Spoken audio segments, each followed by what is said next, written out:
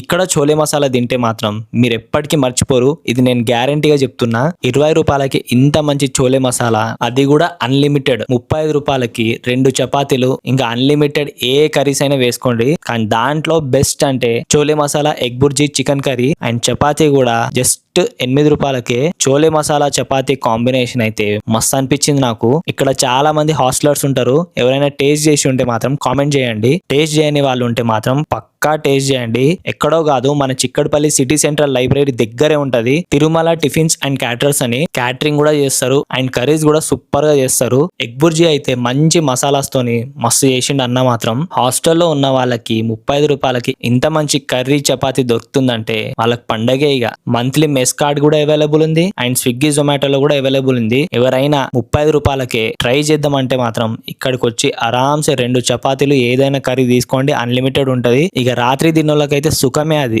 ఇలాంటి food content రోజు వస్తూనే ఉంటది.